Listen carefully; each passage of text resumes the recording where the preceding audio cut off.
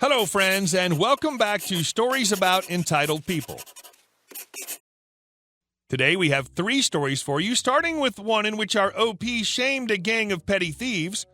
But before we begin, don't forget to subscribe to our channel if you're new here and turn on notifications so you don't miss a new video every single day. Here we go. I'm not above embarrassing 12-year-olds, especially when I see them stealing. A couple of months ago, I walked into a convenience store, followed by 4 10 to 12-year-olds right behind me. Immediately, I could tell they were up to something. One of the kids very loudly said, "Okay, so I'm just going to look around a bit while I wait for my mom." It was like he was announcing it for the benefit of the cashier.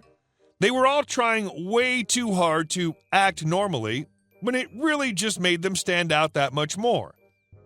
They broke off separately and walked down different aisles. Then, plain as day, I see them open up their backpacks and not so sneakily slip items into their bags. I quietly told the cashier that the kids were stealing. I kept quiet and waited until they dug their holes a little deeper. 2 of the kids walked up to check out, each with only one small item. The other 2 hung back a little further. Oh, thieving adolescents, you are not sly. I suppose I could have just told the cashier and left it at that, but where's the fun in that? I couldn't just pass up an opportunity to publicly shame a group of preteens, could I? Nope. So I called them out and asked if they'd forgotten about the items they'd stuffed into their backpacks. Deer in the headlights, all of them. The responses of, "What? Huh? I put the other stuff back." Me. See, we all know that's not true now, is it? It took roughly 1 minute for these kids to fold. Once they accepted defeat and realized they'd been caught, I walked with them and helped them put back all of their stolen items, all the while crapping their pants. One kid bolted out of the store as soon as I called them out. One kid began crying, and the other 2 just begged not to be in trouble and not to call the police or their parents. At that point, the cashier took over and made it very clear they were never allowed back into the store. Sorry, not sorry, kids. Don't steal. Hopefully they actually learned a lesson from it, too. And our second story. Apartment management has no records, therefore no issues exist. Well, okay then. So some time ago, in the not-too-distant past, I moved from a new city and needed a place. Now, for this city, people usually planned 3 to 4 months in advance because waiting lists for apartments were just that long at the time.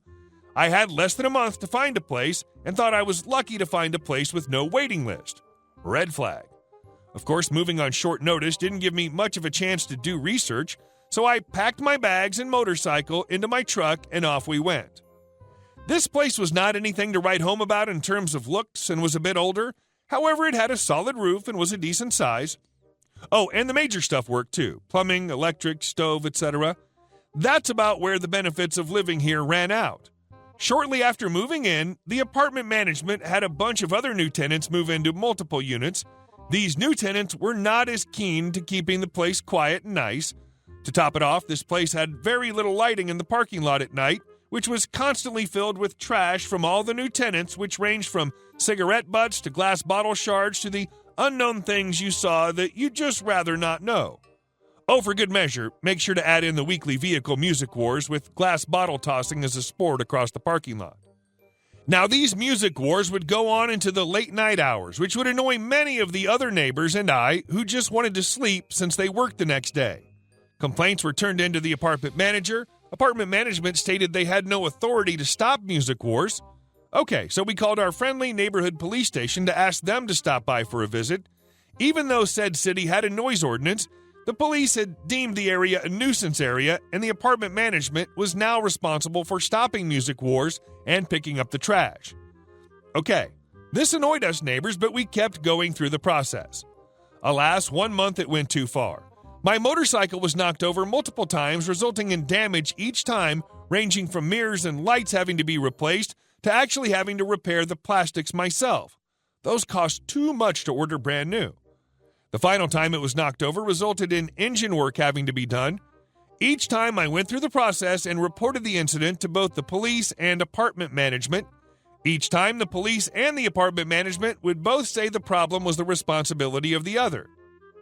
I wrote a letter to the corporate office that owned the particular apartment complex, which was in another city. They asked for documents from police to corroborate claims as their own apartment management representatives had no record of issues.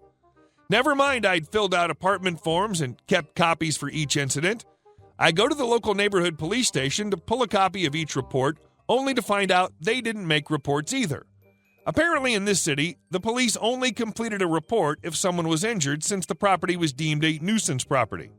Thankfully, I had some information handy such as business cards / badge numbers / names of officers who came out to take reports. I naturally explained the process to the corporate management, which took the stance that if no report exists, there are no issues. Well, okay then, I can fix that. I spend a couple weeks doing research on local city and state laws. I also research who enforces such laws in each situation. I also research which other places have done with nuisance property cases, including state and federal cases. I then prepare a nice letter along with all of my supporting documentation requesting the issues be addressed within 10 business days as required by local laws. I don't just send the letter and supporting documentation to the corporate management, local apartment management, and police station. I also send a copy to a few other places, including a national apartment regulatory group, a state apartment regulatory group, non-government / private, a state government agency that also regulates apartments, and a couple of local news channels. The outcome? Both national and state apartment regulatory groups place apartment complex into a category requiring additional visits yearly. State government agency does a surprise inspection, writes multiple violations for trash and inadequate lighting. The state government actually posts each of these violations on a very public website, which is in the top 10 list when doing a search on the apartment complex now. Police department leadership steps up patrols, including adding walking property with on-site security. News channels don't do much, but one does slip it in with another story they did on local police department due to lack of community engagement. On day 10, I served a letter as instructed under local laws, holding apartment in breach of lease. Apartment management agreed that they now had sufficient documentation and let me out of the lease early without penalty. I actually not only got my deposit back, but also some of my rent was also sent back at a later time as well due to issues. Well-played course of action instead of playing the victim. That was excellent. And our last story. Dispense BS, receive BS. I took a job as IT assistant for a local firm, and the boss, IT manager, we shall call him PA for passive-aggressive or positively arrogant if you prefer. PA had been with the company for about 17 years. During this time, he wrote a custom web solution involving thousands of files, as well as a hardware solution that was almost completely lacking in documentation, let alone adequate documentation. I should have suspected something was up when he took me into a server room with a sea of Ethernet cables labeled only on one end, leading into various holes in the wall. When I asked what was the meaning of the cryptic numbers on the cables, A1-A4 for example, and was referred to a topical map with only 8 numbers and nothing else, I knew I was in trouble. At least he made an attempt to write some wikis about how to do this, but they were all so vague, all they would do is serve for his reminders, but would not work for anyone else. Before he had hired me, a procession of assistants, only to have them let go for no rhyme nor reason, according to a coworker. He would belittle me for taking so long to do tasks, telling me I should take calculated risks about what I was supposed to do, but programmers are taught to be thorough and not take risks with company data by doing things you're not sure of. He would be rude and insulting and had no time to guide me or help me understand his custom system. I have to admit his code was great, but his attitude was guaranteed to put anyone off from wanting to ask him anything. Towards the end of the job there, I was so stressed out, it was literally killing me. People would remark that I looked white as a sheet and ready to drop. I couldn't sleep at night and had to crawl to the bathroom because I would black out trying to walk at night. Well, after a year, he decided he was going to take a vacation and leave everything to me for a month. He also sprung on me an unannounced project of important data to be done in 2.5 hours on the first Monday after he left. The data import alone took about 4 hours.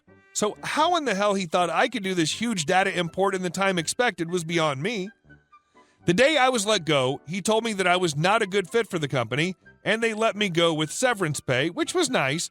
But during the interview, he cited 3 projects I did not get done in time, And after I left, I realized that one of them was a project he told me to stop working on, and another was a project to upgrade some software they'd spent money on, but I discovered bugs in the software and was told not to install it till the bugs were fixed. It took the makers of the software 6 weeks to fix the bugs, and I got a commendation from them and the president of the company I worked at for being very helpful in tracking down the bugs. After I got home, I realized PA let me go, blaming me for late projects he told me to delay on. I also began to remember all the insulting things he said, and I began to figure it out. This delay in figuring out what happened is a feature of PTSD. I was friends with the owner of the company, and I wrote him an email about the issues.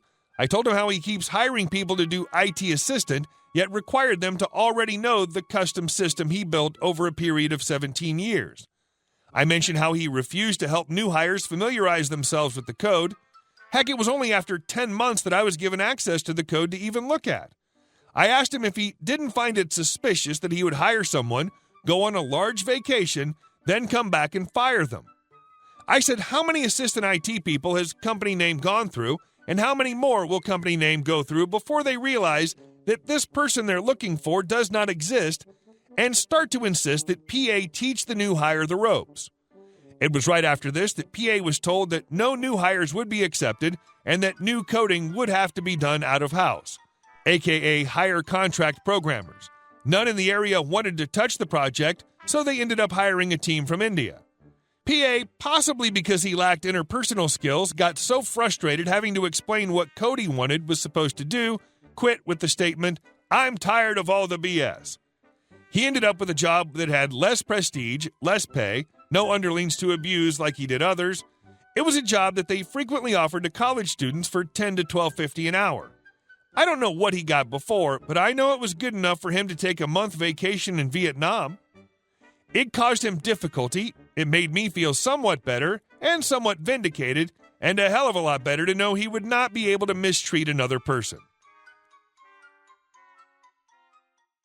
Hey guys, thank you all for watching the video. I'll see you in the next one.